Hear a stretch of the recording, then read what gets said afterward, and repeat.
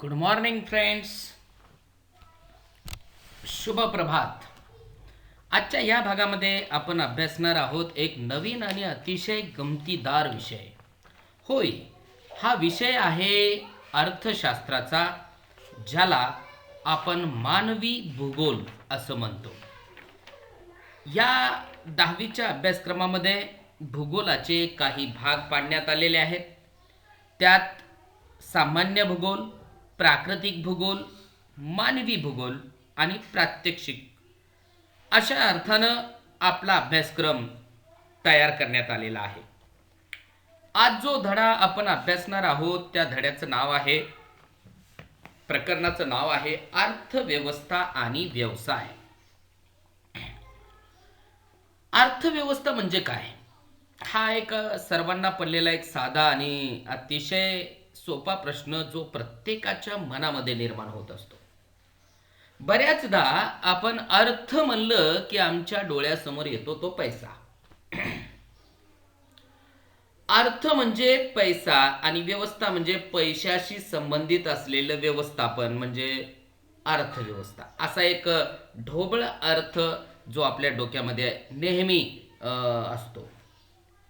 पण मुळामध्ये अर्थ म्हणजे केवळ पैसा आहे का? हा एक महत्त्वाचा विषय या ठिकाणी आपल्याला डिस्कस करायचा आहे. जनरली आपण बोलतो की जीवनामध्ये अर्थ असेल तर जगण्याला अर्थ आहे, म्हणजे पैसा असेल तर जगण्यासारखं जीवन आहे.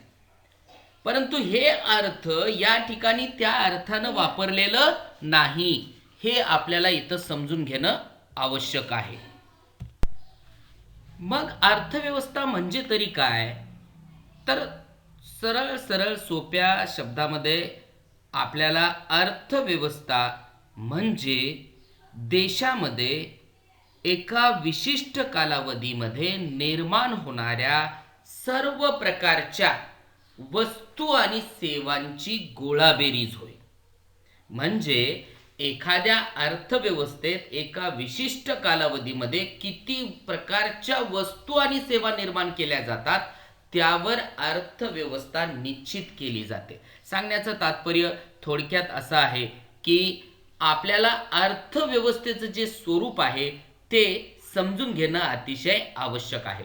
तुमच्या स्क्रीनवर एक मॅप दिलेला आहे, तो बार ग्राफ स्तंभालेख आहे. या स्तंभामध्ये ब्राझील, भारत आणि संयुक्त संस्थाने म्हणजे USA, अमेरिकेची संयुक्त संस्थाने, या देशांचं स्थूल राष्ट्रीय उत्पन्न म्हणजेच GNP हे दशलक्ष US डॉलरमध्ये दिलेलं आहे. कालावधी 1960 ते 2016 पर्यंतचा आहे. तिन्ही देशाचे कंपॅरेटिव्ह कॉलम्स तुमच्या समोर आहेत. म्हणजे एखाद्या देशाची अर्थव्यवस्था याचा अभ्यास करत असताना त्या देशातील निर्माण होणाऱ्या सर्व वस्तू आणि सेवा, जेवढे काही उत्पादक उपक्रम आहेत त्या सर्व प्रकारच्या उत्पादक उपक्रमांचा समावेश अर्थव्यवस्थेमध्ये केला जातो. सांगण्याचं तात्पर्य थोडक्यात असं आहे की या ग्राफच्या साहाय्यानं आपल्याला या 3 देशातील GNP म्हणजे स्थूल राष्ट्रीय उत्पन्नाचा अभ्यास करता येईल. या आलेखाचं वाचन करून काही प्रश्नांची उत्तरं तुम्हाला द्यायची आहेत.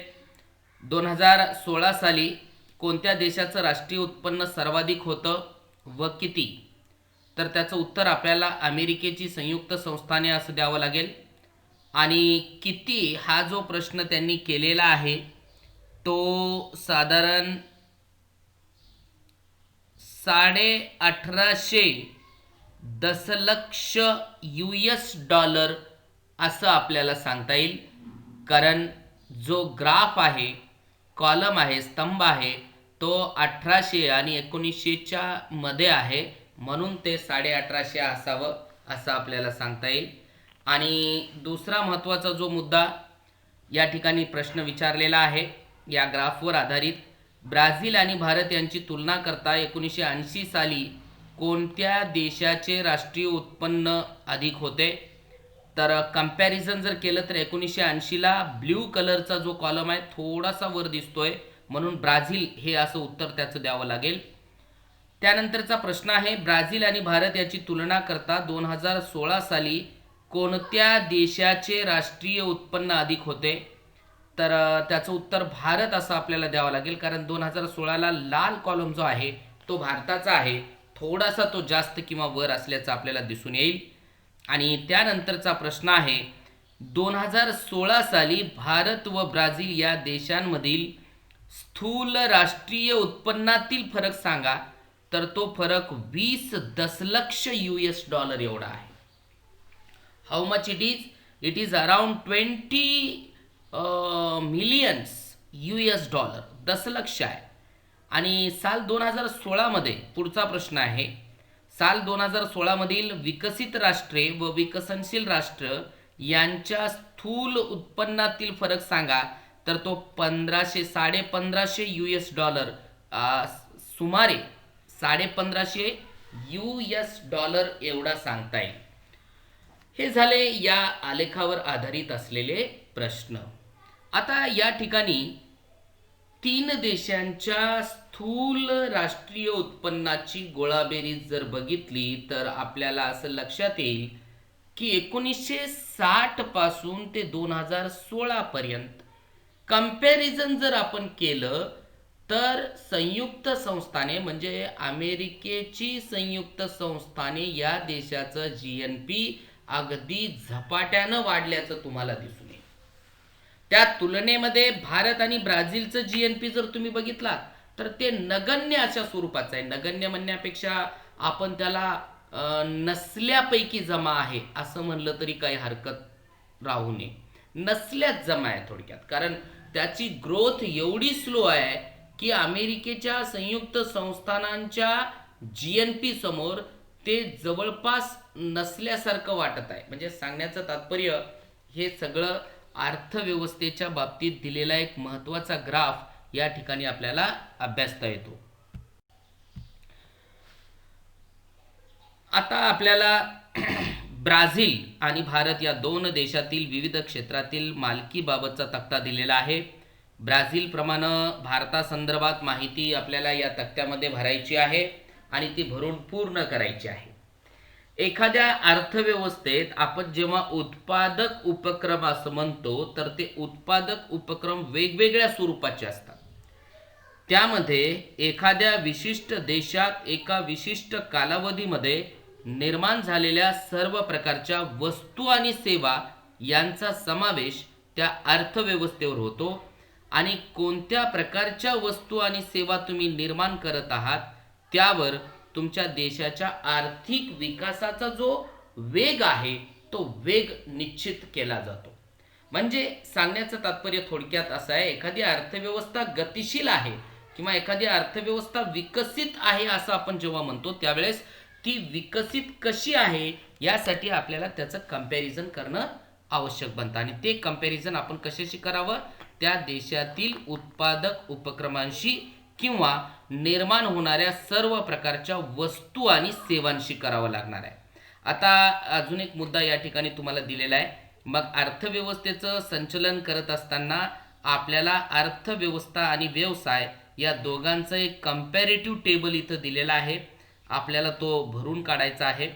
क्षेत्र दिलेले आहेत, विभाग दिलेले आहेत आणि तो विभाग, त्या विभागाची मालकी कोणाकडे आहे, म्हणजे तो खाजगी क्षेत्रातला आहे का सार्वजनिक म्हणजे सरकारी क्षेत्र आहे का दोन्ही क्षेत्र आहेत, हे आपल्याला भारताच्या संदर्भात सांगायचं आहे. एखादी वस्तू किंवा सेवा जेव्हा पुरवली जाते तर ती पुरवणारी संस्था किंवा घटक कोणता आहे यावरून ती खाजगी की सार्वजनिक ठरवल्या जाते. अनेक उद्योग असतात, अनेक सेवा असतात जे काही सरकारकडून पुरवले जातात किंवा ज्याचा खर्च म्हणजे ज्याची मालकी, व्यवस्थापन आणि नियोजन हे सर्व सरकारकडे असतं. त्यांना आपण सार्वजनिक क्षेत्र असं म्हणतो. आणि ज्या वस्तू आणि सेवांच्या उत्पादनाची मालकी, व्यवस्थापन आणि स्वरूप किंवा हक्क हे खाजगी व्यक्तीकडे असतात त्यावेळेस आपण त्याला खाजगी क्षेत्र असं म्हणतो. आता जो ग्राफ, जो टेबल तुम्हाला स्क्रीनवर दिसत आहे त्या टेबलमध्ये खाजगी आणि सार्वजनिक असे दोन्ही क्षेत्र दिलेले आहेत. आता आपण सुरुवात करूया. बँकांचा व्यवसाय भारतामध्ये तो सार्वजनिक क्षेत्राकडे आहे, because most of the banks in India are nationalise. Railway हे सुद्धा नॅशनलाइज आहे, कारण राष्ट्रीय मालकीचं आहे म्हणून सार्वजनिक क्षेत्राकडे येईल. विमान वाहतूक ही खाजगी आणि सार्वजनिक अशा स्वरूपाचं आहे, दोन्ही आहे. विद्युत निर्मिती ही सार्वजनिक आहे, पण अलीकडे काही राज्यांनी खाजगी संस्थेकडे सुद्धा त्याचं संपूर्ण नियोजन, काही प्रमाणात नियोजन दिलेलं आहे. लोह आणि पोलाद उद्योग हे मुख्यत्वे सार्वजनिक आहेत ब्राझीलमध्ये. भारतामध्ये ते खाजगी आणि सार्वजनिक दोन्ही आहेत. आरोग्य आपल्या देशामध्ये खाजगी आणि सार्वजनिक दोन्ही आहे. शिक्षण हे सुद्धा आपल्या देशामध्ये खाजगी आणि सार्वजनिक दोन्ही आहे. दूरसंचार हे सुद्धा आपल्या देशामध्ये खाजगी आणि सार्वजनिक दोन्ही स्वरूपाचं आहे.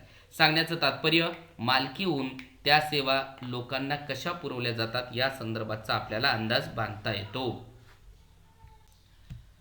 यानंतर तुमच्या स्क्रीनवर अजून एक टेबल दिसत आहे आणि त्यामध्ये वेगवेगळ्या प्रकारच्या क्रिया दिलेल्या आहेत. जनरली एखाद्या अर्थव्यवस्थेमध्ये जेवढ्या काही उत्पादक प्रक्रिया केल्या जातात त्याचं प्रामुख्यानं 3 भागामध्ये आपल्याला विभाजन करता येतं. आणि ते 3 भाग असतात प्राथमिक, द्वितीयक आणि तृतीयक क्षेत्र.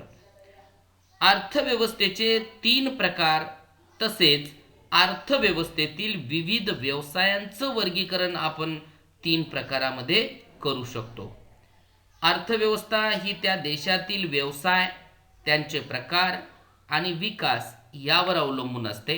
आणि खालील तक्त्यात काही व्यवसाय दिलेले आहेत आणि त्यांचे वर्गीकरण आपल्याला करून त्यासमोर टिक मार्क करायचा आहे, जेणेकरून आपल्याला त्याचा नेमका अर्थ समजून घेता येईल. आता या ठिकाणी जो मुद्दा दिलेला आहे, मी तुम्हाला एक क्रिया सांगतो, मग ते प्राथमिक क्षेत्रात येईल का, द्वितीय क्षेत्रात येईल का, तृतीय क्षेत्रात येईल हे आपल्याला पाहावं लागेल. प्राथमिक क्षेत्र म्हणजे जे नैसर्गिक संसाधनावर आधारित उत्पादक उपक्रम असतात, त्यात शेती, पशुपालन, खाणकाम, वन उत्पादने वगैरे हे सगळं प्राथमिक क्षेत्रामध्ये येईल. द्वितीय क्षेत्र म्हणजे प्राथमिक क्षेत्रात निर्माण झालेल्या उत्पादनावर प्रक्रिया करून जेव्हा त्याला अधिक उपयोगी बनवल्या जातं त्याला आपण द्वितीयक म्हणतो. उदाहरणार्थ शेतीत पिकवलेला कापूस, त्यापासून जेव्हा जिथं कापड बनवल्या जातं ते कापड बनवण्याचा जो उद्योग आहे तो द्वितीयक आहे. शेतीत पिकलेला ऊस, त्यावर प्रक्रिया करून त्याचं साखर तयार होतं आणि साखर ज्या ठिकाणी तयार केलं जातं ते साखर उद्योग हे द्वितीयक आहे. आणि तृतीय क्षेत्र म्हणजे सेवा क्षेत्र आहे. सेवा क्षेत्र म्हणजे याच्यामध्ये कोणत्याही नवीन प्रकारचं उत्पादन केलं जात नाही, पण आवश्यक त्या सेवा पुरवल्या जातात. मीन्स आता सपोज टू बी शेतातला ऊस कारखान्यापर्यंत पोहोचवण्यासाठी जी वाहतूक यंत्रणा लागते ती वाहतूक यंत्रणा म्हणजे सेवा क्षेत्र आहे, तृतीय क्षेत्र आहे. शिवाय वाहतूक, दळणवळण, बँकिंग किंवा त्या संदर्भात जेवढ्या काही आरोग्य असेल, शिक्षण असेल, हे सगळं दूरसंचार हे सगळं कशामध्ये येईल, तृतीय क्षेत्र म्हणजेच सेवा क्षेत्रामध्ये येईल. चला आपण वर्गीकरण करूया. खाली काही ॲक्टिव्हिटीज दिलेल्या आहेत त्यावर आपल्याला टिक मार्क करायचं आहे. First of all I would like to call the Doordarshan प्रसारण. कशात येईल? दूरदर्शन प्रसारण तृतीय क्षेत्रामध्ये येईल कारण ते सेवा आहे. मधमाशा पालन हे प्राथमिक येईल पण अलीकडं कमर्शियल बेसवर केल्या जात आहे. काथ्या आणि दोरी तयार करणं, काथ्या आणि दोरी तयार करणं हे द्वितीयक असेल. गुळ तयार करणं हे प्राथमिक आहे कारण याच्यावर प्रोसेसिंग, साखर हे द्वितीयक होऊ शकते पण गुळाचा कारखाना नसतो, ते गुराळ असते आणि गुराळ शेतात असते म्हणून त्याला आपण प्राथमिक मध्ये ठेवू शकतो. नांगराची फाळ बनवणे द्वितीयक, घराचे बांधकाम तृतीयक, लोह खनिज काढणे प्राथमिक, वाहन निर्मिती द्वितीयक, भात उत्पादन प्राथमिक, अध्यापन तृतीयक, बस चालवणे तृतीयक, निवासाची व जेवणाची सोय करणे, निवासाची व जेवणाची सोय करणे हे तृतीयक. असे विविध क्षेत्र आपल्याला प्रत्येक अर्थव्यवस्थेत पाहायला मिळतात आणि त्या व्यवसायाच्या स्वरूपावरून किंवा त्याच्या प्रकारावरून आपल्याला त्याचं क्लासिफिकेशन करता येतं. आता या ठिकाणी तुम्हाला यावरून अर्थव्यवस्थेमध्ये चालत असलेल्या वेगवेगळ्या उत्पादक प्रक्रियांचा एक ढोबळ मानाने ओळख झालेली असावी. आता आपण थोडंसं पुढं जाऊया. या ठिकाणी एक विभाजित वर्तुळ तुमच्या स्क्रीनवर दिसत आहेत आणि या विभाजित वर्तुळामध्ये ब्राझील आणि भारत या दोन देशातील स्थूल आंतरदेशीय उत्पादनात व्यवसायनिहाय योगदान दिलेलं आहे. 2016ची ही आकडेवारी आहे. आणि त्यासोबतच खालच्या दोन विभाजित वर्तुळामध्ये व्यवसायात कार्यरत असणाऱ्या लोकसंख्येची टक्केवारी दिलेली आहे. आता आपल्याला थोडंसं कंपॅरिझन करायचं आहे. म्हणजे स्थूल आंतरदेशीय उत्पादन आणि त्या देशातील लोकसंख्येची विविध व्यवसायातील टक्केवारी या विभाजित वर्तुळांचा काळजीपूर्वक अभ्यास जर आपण केला तर आपल्याला काही त्यातून अर्थ आपल्याला त्याचा लक्षात येईल. या ठिकाणी जो ब्ल्यू कलर आहे तो प्राथमिक क्षेत्रातलं उत्पादन आहे किंवा प्राथमिक क्षेत्रात कार्यरत असणाऱ्या लोकसंख्येची टक्केवारी आहे. आणि जे ऑरेंज कलर आहे ते द्वितीयक आहे आणि जे ग्रे कलर आहे ते तृतीयक म्हणजे सेवा क्षेत्र आहे. प्राथमिक व्यवसायात गुंतलेल्या लोकसंख्येची टक्केवारी कोणत्या देशात जास्त आहे? तर लोकसंख्येची टक्केवारी जर बघितली तर खालचे दोन ग्राफ आहेत आणि त्यामध्ये भारतात आपल्याला ही टक्केवारी जास्त दिसून येते. कारण प्राथमिक व्यवसायात गुंतलेल्या लोकसंख्येची टक्केवारी जर बघितली भारतामध्ये ती साधारण 48.8 आहे तर ब्राझीलमध्ये फक्त ती 10% आहे. स्थूल आंतरदेशीय उत्पादनात कोणत्या देशात तृतीयक व्यवसायांचे योगदान अधिक आहे? तर ब्राझील या देशाचं योगदान अधिक आहे. स्थूल आंतरदेशीय उत्पादनात द्वितीयक व्यवसायांचा हिस्सा कोणत्या देशात जास्त आहे? तर ब्राझील या देशात जास्त आहे. भारताप्रमाणे ब्राझीलची अर्थव्यवस्था शेतीवर आधारित आहे असं म्हणता येईल का? ते सकारण सांगा. तर भारताप्रमाणे ब्राझीलची अर्थव्यवस्था शेतीवर आधारित आहे असं आपल्याला म्हणता येत नाही. कारण आपण जर प्राथमिक क्षेत्र म्हणजे शेती म्हणजेच प्राथमिक क्षेत्र आहे आणि प्राथमिक क्षेत्रातील लोकसंख्येची टक्केवारी आणि स्थूल आंतरदेशीय उत्पादनात असलेलं योगदान या दोघांचं जर एकूण स्वरूप बघितलं तर तुम्हाला लक्षात येईल की ते अतिशय नगण्य म्हणजे कमी स्वरूपाचं आहे. आणि एक्झाम्पल जर सांगायचं म्हणलं तर तुम्हाला लक्षात येईल की या ठिकाणी भारतामध्ये लोकसंख्या जर बघितली तर ती जास्त आहे. ब्राझीलपेक्षा जास्त लोकसंख्या शेतीमध्ये काम करते, no doubt. But comparatively output जर बघितलं तर ते फारच कमी आहे. सांगण्याचं तात्पर्य ब्राझीलच्या बाबतीत तसं नाही आहे. ब्राझीलची लोकसंख्याही कमी आहे आणि कॉन्ट्रीब्युशनही कमी आहे. म्हणून भारताप्रमाणे ब्राझीलची अर्थव्यवस्था शेतीवर आधारित आहे असं आपल्याला म्हणता येणार नाही. कारण भारताचे राष्ट्रीय उत्पन्न ब्राझीलपेक्षा जरी जास्त असलं तरी ब्राझील हा देश जगात खाणकाम, शेती, वस्तुनिर्मिती, उद्योगामध्ये भारतापेक्षा पुढं आहे, अग्रेसर आहे. आणि या देशातील सेवा व्यवसायातही मोठ्या प्रमाणामध्ये वाढलेलं आपल्याला विकास झाल्याचं आपल्याला दिसून येतं. भारतातील सेवा व्यवसायात वाढत असले तरी भारतात शेती हाच प्रमुख व्यवसाय आहे हे आपल्याला मान्य करावं लागतं. कारण 48.8% लोकसंख्या ही भारतामध्ये शेतीवर आधारित असल्याचं आपल्याला दिसून येईल. भारताप्रमाणेच ब्राझीलची अर्थव्यवस्था सुद्धा मिश्र स्वरूपाची आहे. मिश्र अर्थव्यवस्था म्हणजे काय? तर अर्थव्यवस्थेचे 3 प्रकार आहेत. एक भांडवलशाही अर्थव्यवस्था, दुसरी समाजवादी अर्थव्यवस्था आणि तिसरी मिश्र अर्थव्यवस्था. ज्या अर्थव्यवस्थेमध्ये उत्पादक साधनांची मालकी आणि व्यवस्थापन हे खाजगी आणि तसेच सार्वजनिक क्षेत्राकडे असतं, म्हणजे ज्या अर्थव्यवस्थेत दोन्ही क्षेत्रांचं सह अस्तित्व असतं त्याला आपण काय म्हणतो? त्याला आपण मिश्र अर्थव्यवस्था असं म्हणतो. आणि भारतानं मिश्र अर्थव्यवस्थेचा स्वीकार केलेला आहे. कारण भारतात आणि त्याचप्रमाणे ब्राझीलमध्ये सुद्धा सार्वजनिक क्षेत्रही आहे आणि खाजगी क्षेत्राची मालकी सुद्धा आहे. दोन्ही देशांची अर्थव्यवस्था विकसनशील आहे, म्हणजे विकासाच्या मार्गावर असलेले हे दोन्हीही राष्ट्र आहेत. म्हणजे अजून त्यांनी विकासाचा टप्पा गाठलेला नाही. जे राष्ट्र विकासाच्या अवस्थेनुसार, बघा आता अर्थव्यवस्थेचे किती सारे प्रकार पडले. अर्थव्यवस्थेचे 3 प्रकार आहेत. भांडवलशाही अर्थव्यवस्था, समाजवादी अर्थव्यवस्था आणि मिश्र अर्थव्यवस्था हे प्रकार पडलेले आहेत त्यांच्या मालकी आणि व्यवस्थापनावर. आता दुसरा जो प्रकार आहे तो मी सांगतोय तो म्हणजे विकासाची अवस्था काय आहे, त्या अवस्थेवरून काही प्रकार पडलेत. अविकसित, विकसनशील आणि विकसित. अविकसित म्हणजे ज्यांच्या विकासाची प्रक्रिया पूर्ण झालेली नाही. विकसनशील म्हणजे जे विकासाच्या मार्गावर आहेत. विकसित म्हणजे जे यांनी विकासाचा टप्पा गाठलेला आहे. Those who have achieve the stage of development त्यांना आपण काय म्हणू, विकसित असं म्हणू. आणि याच्याही पुढे जाऊन आपल्याला असं सांगता येईल की अर्थव्यवस्थेतील उत्पादक उपक्रमांच्या स्वरूपावरून अर्थव्यवस्थेचे पुन्हा 3 प्रकार पडतात.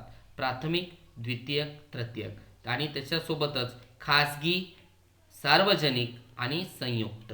अशा प्रकारे हे अर्थव्यवस्थेचं क्लासिफिकेशन आपल्याला समजलं पाहिजे. आणि भारताप्रमाणेच ब्राझीलची अर्थव्यवस्था म्हणजे विकसनशील अर्थव्यवस्था आहे. म्हणजे हे दोन्ही राष्ट्र विकासाच्या मार्गावर आहेत. त्यांचे राष्ट्रीय दरडोई उत्पन्न, या ठिकाणी काही प्रश्न दिलेले आहेत, या प्रश्नांची उत्तरं आपण सोडवली आहेत. आता राष्ट्रीय दरडोई उत्पन्न अमेरिकेच्या संयुक्त संस्थानांच्या तुलनेत अतिशय कमी आहे. आणि विशेष म्हणजे भारताचं राष्ट्रीय उत्पन्न जर आपण बघितलं तर ते ब्राझीलपेक्षाही जास्त आहे. पण भारताचं दरडोई उत्पन्न जर बघितलं तर ते ब्राझीलच्या तुलनेत अतिशय कमी आहे. म्हणजे हे कम्पॅरेटिव्ह स्टडी आपल्याला करता आली पाहिजे. या ठिकाणी जे अतिशय महत्त्वाचा मुद्दा आहे. आणि त्यासाठी आपल्याला एक तक्ता तुमच्या स्क्रीनवर दिलेला आहे. या तक्त्यामध्ये 1960 ते 2016 या कालावधीतील दरडोई उत्पन्न दिलेलं आहे. US डॉलरमध्ये आहे आणि त्या आधारे तुम्हाला बहुरेषालेख काढायचा आहे. कंपॅरिझन जर केलं तर तुम्हाला असं लक्षात येईल की अमेरिकेची संयुक्त संस्थाने हा विकसित देश आहे आणि या देशाचं दरडोई उत्पन्न 1960ला 3250 होतं, तर 2016ला ते 56,280 एवढं झालेलं आहे. आणि या देशामधील लोकसंख्या जास्त असली तरी भारतापेक्षा कमी आहे आणि ती साक्षर आहे. या देशांकडे अनेक पेटेंट्स आहेत. पेटेंट्स म्हणजे मालकी हक्क, ज्याला आपण स्वामित्व हक्क असं म्हणतो. आणि आधुनिक तंत्रज्ञान व यांत्रिक बळाचे सामर्थ्य आहे. आणि या सगळ्यांमुळं राष्ट्रीय दरडोई उत्पन्नाच्या बाबतीत हा देश ब्राझील व भारतापेक्षा खूप पुढं आहे. म्हणून आपण जो ग्राफ बघितला, आता हे टेबल जर तुम्ही बघितलात तर तुम्हाला लक्षात येईल. Look at this graph. या ग्राफमध्ये अमेरिकेचा ग्राफ बघा, तो आकाशाकडे पोहोचल्याचं दिसून येईल. आणि भारत आणि ब्राझीलचा ग्राफ बघा, ते दोन्ही जमिनीवर रेंगाळत आहेत. म्हणजे अतिशय विदारक आणि अतिशय विचित्र असं चित्र तुम्हाला या ग्राफमधून समजून घेईल. याचा बहुरेषालेख काढायला तुम्हाला सांगितलेला होता, मी तुम्हाला स्क्रीनवर काढून दाखवलेला आहे, जेणेकरून तुम्हाला एक कंपॅरिझन करता यावं. आणि स्थूल राष्ट्रीय उत्पन्न जास्त असलं तरीही भारताची लोकसंख्या जास्त असल्यामुळं भारताचं दरडोई उत्पन्न मात्र कमी होतं. दरडोई उत्पन्न म्हणजे काय, तर per person income in the country, म्हणजे तुमच्या देशातील एकूण उत्पन्नाला जर तुमच्या देशातील एकूण लोकसंख्येनं भागलात तर मिळणारं उत्तर प्रति व्यक्ती किती उत्पन्न आहे हे असतं आणि त्यानुसार आपल्याला दरडोई उत्पन्न काढता येतं. म्हणून या आधारे आपल्याला म्हणजे दरडोई उत्पन्नाची संकल्पना मांडता येते आणि त्यातून हे सगळं लक्षात येतं. आता भारताचं राष्ट्रीय उत्पन्न एवढं सारं असून सुद्धा दरडोई उत्पन्न कमी असण्याचं कारण काय असेल, तर भरपूर म्हणजे भरमसाठ लोकसंख्या हे त्याचं कारण आहे. भरमसाठ म्हणजे काय, आपल्या देशाची लोकसंख्या जर बघितली तर ती अतिशय प्रचंड मोठ्या प्रमाणात आहे. त्यामुळं लोकसंख्या एवढी प्रचंड आहे की त्यामुळं आपल्याला त्याचं काही म्हणजे लिमिट ज्याला आपण म्हणतो ती लिमिट आपल्याला इथं ठेवता येत नाही. आणि अशा प्रकारे थोडक्यात आपल्याला या म्हणजे सर्व अर्थानं अर्थव्यवस्थेचं स्पष्टीकरण देता येईल. जरा विचार करा, कोणत्या प्रकारचे व्यवसाय अर्थव्यवस्थेचा विकास वेगाने करू शकतात?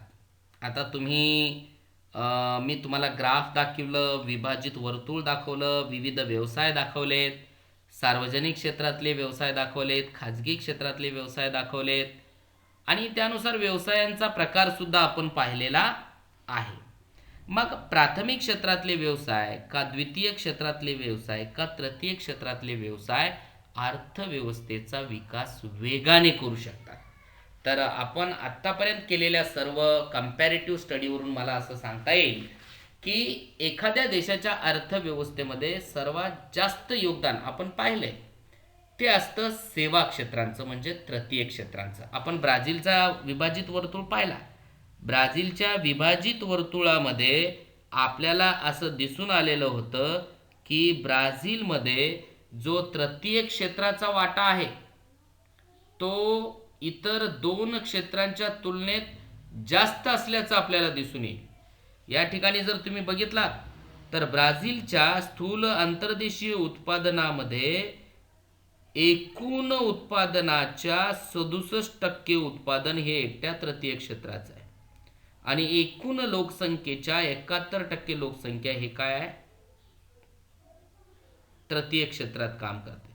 आणि एवढंच नाही, हे ब्राझीलचंच एक्झाम्पल नाही तर तुम्ही कोणत्याही देशाचं उदाहरण घ्या, त्यामध्ये तुम्हाला हीच बाब आढळून येईल. आणि याचं एक चांगलं उदाहरण म्हणून मला या ठिकाणी सांगता येईल ते म्हणजे अमेरिकेमध्ये सुद्धा द्वितीयक आणि तृतीय क्षेत्राचा वाटा जर जास्त असेल तर तो देश वेगानं विकासाकडे जाऊ शकतो असं आपल्याला ठामपणे सांगता येतं. भारत हा विकसनशील देश आहे. त्याचं कारण एकमेव म्हणजे या देशामध्ये प्राथमिक क्षेत्रामध्ये काम करणाऱ्या लोकांचं प्रमाण भरमसाठ आहे, पण त्या तुलनेमध्ये त्या लोकांचं त्या व्यवसायामध्ये असलेलं जे योगदान आहे ते योगदान मात्र अतिशय कमी आहे. ते का कमी आहे? त्याचं कारण असं आहे की त्या क्षेत्रामध्ये काम करणाऱ्या लोकांचं जे एकूण कॉन्ट्रीब्युशन आहे ते कंपॅरेटिव्हली कमी आहे, पण जास्त लोक काम करतायत आणि यामुळं प्राथमिकपेक्षा द्वितीयक आणि तृतीयक प्रकारचे व्यवसाय ज्या अर्थव्यवस्थेत जास्त असतात ती अर्थव्यवस्था विकास वेगानं करू शकते असं आपल्याला या ठिकाणी सांगता येईल. यानंतर आपण अभ्यासणार आहोत ब्राझीलमधील प्रमुख प्राथमिक व्यवसाय. आता आपण प्राथमिक व्यवसाय म्हणजे काय हे मी तुम्हाला सांगितलंय. त्यात प्रामुख्यानं नैसर्गिक साधन संपत्तीवर आधारित जेवढे काही व्यवसाय आहेत त्या सर्व व्यवसायांचा समावेश प्राथमिक व्यवसायामध्ये केला जातो. मग ते शेती असेल, पशुपालन असेल, मासेमारी असेल किंवा खाणकाम असेल, हे सर्व व्यवसाय प्राथमिक व्यवसायावर आधारित आहेत. कारण शेतीसाठी जे संसाधन लागते ते भूमी, पाणी, हवामान हे सगळं नैसर्गिक आहे. खनिज ज्या ठिकाणी सापडतात ते भूमी हे नैसर्गिक आहे. मासेमारी ज्या पाण्यामध्ये केली जाते, मग ते सागरी असेल किंवा नदीचं पाणी असेल किंवा गोड पाण्यातील मासेमारी असेल, ते नैसर्गिक घटक आहेत. म्हणून अशा सर्व प्रकारच्या नैसर्गिक घटकांवर आधारित जे काही व्यवसाय चालवले जातात त्यांना आपण प्राथमिक व्यवसाय असं म्हणतो. पुढं मी तुम्हाला एक नकाशा दाखवणार आहे. या टेबलमध्ये प्रामुख्यानं ब्राझीलमधील शेती हा प्राथमिक व्यवसाय आपण पाहणार आहोत. तुम्हाला माहीत असेल ब्राझीलची उच्चभूमी व किनारी प्रदेशामध्ये शेती हा व्यवसाय केला जातो. आपण पाहिलेलं आहे की एकूण लोकसंख्येच्या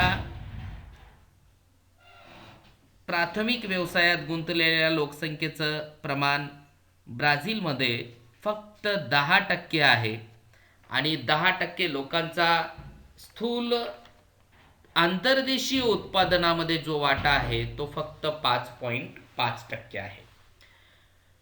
अनुकूल हवामान आणि त्या ठिकाणची भूरचना आणि त्या सगळ्यांमध्ये असलेलं एक विविधता यामुळं तिथं विविध प्रकारची पिकं घेतली जातात. भात आणि मका ही प्रमुख अन्नधान्य पिकं आहेत. मक्याचं पीक प्रामुख्यानं मध्य भागामध्ये घेतलं जातं. कॉफी, सोयाबीन, काकाओ, रबर आणि ऊस हे नगदी पिकं आहेत. आणि या नगदी पिकांचं उत्पादन साओ पावलो, कटिंगा प्रांत, ॲमेझॉन नदीचं खोरं, पूर्व किनारपट्टी व पश्चिम आणि दक्षिण भागामध्ये सुद्धा काही ठिकाणी आपल्याला या प्रकारचं उत्पादन पाहायला मिळतं. फळे व फळेभाज्या, त्यात प्रामुख्याने केळी व संत्र्याचा उल्लेख केलेला आहे. आणि केळी ही प्रामुख्याने किनारपट्टीच्या प्रदेशात उगवली जाते. आणि त्यानंतर संत्र्याचं उत्पादन हे साओ फ्रान्सिस्को नदीच्या जवळपास मध्य भागामध्ये, म्हणजे साधारण ब्राझीलची जी उच्चभूमी आहे त्या ठिकाणी घेतल्या जात असल्याचं आपल्याला दिसून येतं. एवढंच नाही तर इतर जे लिंबूवर्गीय फळे आहेत यांचं सुद्धा उत्पादन ब्राझीलमध्ये मोठ्या प्रमाणात घेतलं जातं. हा नकाशा ज्यामध्ये तुम्हाला ब्राझीलमधील सर्व प्रकारचे प्राथमिक व्यवसाय दाखवलेले आहेत. इवन पशुपालन हा व्यवसाय सुद्धा दाखवलेला आहे. पशुपालन हा व्यवसाय, त्यात प्रामुख्यानं गायी, शेळ्या, मेंढ्या मोठ्या प्रमाणात पाळवल्या जातात. ब्राझीलचा जो दक्षिण भाग आहे तो दक्षिण भाग ज्याला आपण गवताळ प्रदेश म्हणतो, आणि या गवताळ प्रदेशामध्ये प्रामुख्यानं पशुपालन हा व्यवसाय या ठिकाणी केला जातो. आणि याच भागामध्ये मोठ्या प्रमाणात पशुपालन केल्या जात असल्याचं आपल्याला दिसून येतं. ही झाली ब्राझीलची प्राकृतिक रचना. पंपास नावाचा जो गवताळ प्रदेश आपण तिसऱ्या प्रकरणामध्ये पाहिलेला आहे, त्या भागात पशुपालन केलं जातं. खाणकाम व्यवसाय जर बघितला तर ब्राझीलमध्ये प्रामुख्यानं मॅग्नीज, बॉक्साईट, लोह खनिज आणि कोळसा हे खनिज आढळतात. ब्राझीलमधील खाणकाम व्यवसायातील उत्पादने व उत्पादन क्षेत्राचा एक तक्ता आपल्याला या ठिकाणी तयार करता येतो. म्हणजे मॅग्नीज कोण्या भागामध्ये आढळतं, त्यानंतर बॉक्साईटचे साठे कुठं आहेत, कोळशाचे साठे कोणत्या प्रदेशात आहेत, या आधारे जसं आपण अन्नधान्यांचा तक्ता तयार केलेला होता तशा प्रकारचा एक तक्ता आपल्याला तयार करता येतो. ब्राझीलच्या कोणत्या भागात खाणकाम व्यवसाय विकसित झालेला नाही आणि त्याची कारणं काय असावीत, तर खाणकाम व्यवसाय हे प्रामुख्यानं त्याच भागामध्ये विकसित होतं ज्या भागामध्ये खनिजं उपलब्ध आहेत. आणि ॲमेझॉन नदीचं खोरं जर तुम्ही बघितलात तर ॲमेझॉन नदीच्या खोऱ्याच्या मुखाशी जर मॅग्नीजचे साठे सोडले तर इतरत्र कोणत्याही ठिकाणी खनिजं मोठ्या प्रमाणात नाही आहेत. किंवा ब्राझीलचा जो पश्चिम भाग आहे, या पश्चिम भागामध्ये खनिजांचं प्रमाण कमी आहे आणि खनिजं नसल्यामुळं या भागामध्ये खाणकाम हा व्यवसाय चालण्याचा कोणताही प्रश्न निर्माण होत नाही. खनिजांची उपलब्धता लक्षात घेता उद्योगांचा विकास कोणत्या प्रदेशात झाला असेल, तर खनिजावर आधारित उद्योग जर म्हणायचे असतील तर प्रामुख्यानं मॅग्नीज असेल तर मॅग्नीजचा उपयोग लोहपोलाद वगैरे उद्योगामध्ये केला जातो. बॉक्साईटचा उपयोग अल्युमिनियम वगैरे निर्माण करण्यासाठी केलं जातं. आणि या अनुषंगानं जर आपण बघितलं तर साधारण ब्राझीलच्या उच्चभूमीच्या भागामध्ये त्यातही आपल्याला सांगता येईल साधारण मिनास, जिराईस या भागामध्ये मॅग्नीज, बॉक्साईटचे साठे आहेत. मॅग्नीजचे साठे हे प्रामुख्यानं साओ फ्रान्सिस्को नदीच्या खोऱ्यात आहेत. त्यानंतर ॲमेझॉन नदीच्या मुखाशी काही साठे आहेत. त्या भागामध्येही लोहपोलाद खनिज साठे, आणि लोहपोलादाचं उत्पादन जर बघितलं तर आपण ॲमेझॉन नदीच्या खोऱ्यामध्ये साधारण पारा आणि त्यासोबत पारासोबत माराणाहो अशा राज्यांमध्ये टोकॅन्टिन्स हे राज्य आहेत जिथं काही प्रमाणात लोह खनिज साठे आहेत. आणि कोळशाचं उत्पादन हे मात्र प्रामुख्यानं आपल्याला दक्षिण भागात असल्याचं दिसून येईल. कोळशाचे जे खाणी आहेत किंवा साठे आहेत ते प्रामुख्यानं ब्राझीलच्या दक्षिण रियो ग्रांडे दो सुल, सांता कॅटरिना या राज्यामध्ये पाहायला मिळतात. आणि त्यामुळं या संदर्भात जे काही व्यवसाय विकसित झालेले असतील ते याच भागामध्ये झाले असावेत.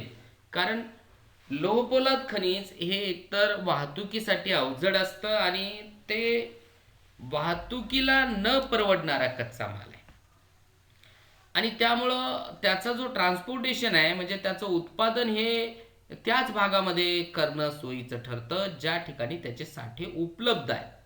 कारण लोहपोलाद असेल किंवा बॉक्साईट म्हणजे ॲल्युमिनियम निर्माण करण्याचे, ह्या सगळ्यासाठी मोठ्या प्रमाणामध्ये वीज लागते. त्यानंतर लोहपोलादासाठी कोळशाच्या खाणी लागतात, त्यानंतर पाणी लागतं. हे सगळे घटक जिथं उपलब्ध आहेत त्याच भागामध्ये हे उद्योग निर्माण केले जातात आणि ते त्याचं लोकेशन निश्चित केलं जातं. ब्राझीलचा पूर्व भाग ज्या ठिकाणी लोह खनिज आहे, मॅग्नीज, निकेल, तांबे, बॉक्साईट ही सगळी खनिजं आहेत.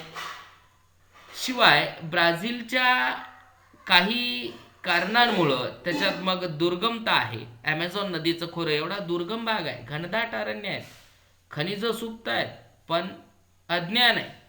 आणि या सगळ्या कारणांमुळं देशातील अंतर्गत भागामध्ये खाणकाम व्यवसाय याचा विकास करण्यावर अनेक मर्यादा आलेल्या आहेत आणि त्यामुळं ब्राझीलचा जो खाणकाम व्यवसाय आहे तो म्हणावा तेवढ्या मोठ्या प्रमाणात विकसित झालेला नाही.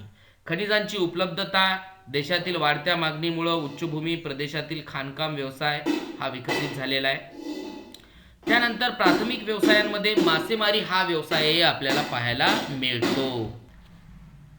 प्राथमिक व्यवसायांमध्ये ब्राझीलमध्ये मासेमारी हा व्यवसाय कसा चालतो हे आपल्याला इथं पाहायचं आहे. मासेमारी व्यवसाय जर बघितलं तर साधारण ब्राझीलला उत्तर आणि पूर्व अटलांटिक महासागर लाभलेला आहे आणि या उत्तर व पूर्व अटलांटिक महासागराच्या अनुषंगानं जर आपण पाहिलं तर तुम्हाला या ठिकाणी मासेमारी व्यवसाय कसा विकसित झाला हे पाहता येतं. त्यावर आधारित 2 प्रश्न तुमच्या पाठ्यपुस्तकात दिलेले आहेत. पहिला प्रश्न आहे, ब्राझीलच्या आग्नेय किनाऱ्याजवळ मासेमारी व्यवसायाचं केंद्रीकरण झालं आहे, त्याची 2 कारणे लिहा. त्याचं पहिलं कारण आहे, एक म्हणजे दक्षिण अटलांटिक महासागरामध्ये ब्राझीलच्या किनाऱ्याजवळ एक उष्ण प्रवाह आणि एक थंड सागरी प्रवाह एकत्र मिसळत असल्याचं तुम्हाला या ठिकाणी दिसून येत असेल. सागरी प्रवाहाची लाईन दाखवलेली आहे. दक्षिण अटलांटिक महासागरामध्ये जे पिंक कलरचं प्रवाह आहे म्हणजे रेषा आहे ती आहे ब्राझील प्रवाह, जो उष्ण प्रवाह आहे म्हणजे गरम पाण्याचा प्रवाह. आणि खालून येणारा जो ब्ल्यू कलर आहे तो फॉल्कलँड प्रवाह आहे. फॉल्कलँड प्रवाह हा थंड प्रवाह आहे आणि या ठिकाणी थंड व उष्ण प्रवाह एकत्र मिसळत असल्यामुळं त्या ठिकाणी एक उबदार वातावरण तयार होतं आणि हे उबदार वातावरण माशांच्या प्रजननासाठी अतिशय उपयुक्त समजल्या जातं. माशांच्या प्रजननासाठी अतिशय उपयुक्त समजल्या जातं. याच्याही पुढे जाऊन मला असं सांगावं वाटेल की दुसरे एक कारण, या ठिकाणी समुद्राची खोली ही अतिशय कमी आहे आणि समुद्राची खोली कमी असल्यामुळं या भागामध्ये भूखंड मंचाचा जो भाग आहे त्या भागाची खोली कमी असल्यामुळं सूर्याची किरणं तळापर्यंत जाऊन पोहोचतात. सूर्याची किरणं कुठपर्यंत जाऊन पोहोचतात? तळापर्यंत जाऊन पोहोचतात आणि त्यामुळं त्या भागामध्ये प्लवंक नावाची एक वनस्पती उगवते आणि ही वनस्पती माशांचं अतिशय प्रमुख खाद्य असतं आणि ते खाद्य मिळवण्यासाठी मोठ्या प्रमाणात मासे ह्या किनारी भागात येतात, म्हणून त्या ठिकाणी मासेमारी चालवली जाते. ब्राझीलचा एकूण समुद्र किनारा जर बघितला तर 7400 किलोमीटर लांबीचा समुद्र किनारा लाभलेला आहे. भूखंड मंचाचा भाग आहे. या सर्व गोष्टींमुळे मासेमारी व्यवसाय मोठ्या प्रमाणात जरी चालत असला तरी फक्त दक्षिण अटलांटिक किनाऱ्यालगतच मासेमारीचं उत्कृष्ट क्षेत्र लाभलेलं आहे. आणि या ठिकाणची मासेमारीचं एक वैशिष्ट्य म्हणून आपल्याला सांगता येईल की इथं पारंपरिक स्वरूपाची मासेमारी केली जाते. म्हणजे वैयक्तिक आणि लहान समूहामार्फत पारंपरिक तंत्र उपकरणांचा वापर करून हा व्यवसाय केला जातो. शिवाय या भागामध्ये काही मासे आढळतात. त्यात स्वॉर्ड, कोळंबी, लॉबस्टर, सार्डिन या जलचरांची पकड केली जाते. ब्राझीलमध्ये प्राकृतिक रचना, घनदाट वन आणि नद्यांच्या पाण्याचा वेग यामुळं गोड्या पाण्यातील मासेमारी अतिशय कमी आहे आणि मोठ्या प्रमाणामध्ये इथं जी काही मासेमारी चालते ती सागरी मासेमारी चालते, तीही अतिशय कमी आहे. कारण मासेमारीचा जो स्वरूप आहे ते पारंपरिक असल्यामुळं त्या ठिकाणी मोठ्या प्रमाणात मर्यादा येत असल्याचं आपल्याला दिसून येतं. तुमच्या स्क्रीनवर काही छायाचित्र दिलेले आहेत आणि हे छायाचित्र शेतीशी संबंधित आहेत आणि त्यानुसार तुम्हाला ओळखायचं आहे की हा शेतीचा प्रकार कोणत्या देशामध्ये प्रचलित आहे. पहिलं चित्र पहा, त्यामध्ये कॉफीचे मळे तुम्हाला दिसत आहेत. आणि तुम्हाला माहीत आहे की ब्राझील हे जगाचा कॉफी पॉट म्हणून ओळखला जातो. मुळं ते साहजिक आहे की कॉफी हे ब्राझीलमध्ये मोठ्या प्रमाणात पिकवली जाते, पण त्यासोबत ती भारतात सुद्धा पिकवली जाते. त्यानंतर दुसरं चित्र आहे चहाच्या मळ्यांचं. चहाच्या मळ्याच्या बाबतीत भारत अग्रेसर आहे आणि भारतीय चहा ही त्याच्या स्वाद आणि रंगासाठी सगळ्यात जास्त प्रसिद्ध आहे. तिसरं चित्र तुम्हाला पाहायला मिळेल, त्यामध्ये जंगलांमध्ये लागलेला वणवा तुम्हाला दिसून येतोय आणि हा वणवा पेटलेला आहे आणि मोठ्या प्रमाणात जंगलांचं नुकसान, पर्यावरणाचं नुकसान या ठिकाणी होत आहे. आणि चौथ्या चित्रामध्ये भाताची लागवड करणाऱ्या मजुरांचं चित्र दिलेलं आहे आणि शेतकऱ्यांचं चित्र आहे ते. शेतकरी आणि मजूर मिळून भाताची लागवड करत आहेत आणि तांदूळ हे पीक पिकवण्याची ही पद्धत आहे. अशा प्रकारचे हे प्राथमिक व्यवसायाशी संबंधित काही चित्र तुमच्या टेक्स्टबुकमध्ये दिलेले आहेत. अशा प्रकारे आपण या प्रकरणामध्ये अर्थव्यवस्था म्हणजे काय, अर्थव्यवस्थेशी संबंधित असलेले व्यवसाय आणि त्यानंतर प्राथमिक व्यवसायांची माहिती ब्राझीलच्या संदर्भात घेतलेली आहे. आणि पुढच्या भागामध्ये आपण भारताशी संबंधित माहिती घेणार आहोत आणि अशा प्रकारे आपण या ठिकाणी थांबूया. धन्यवाद.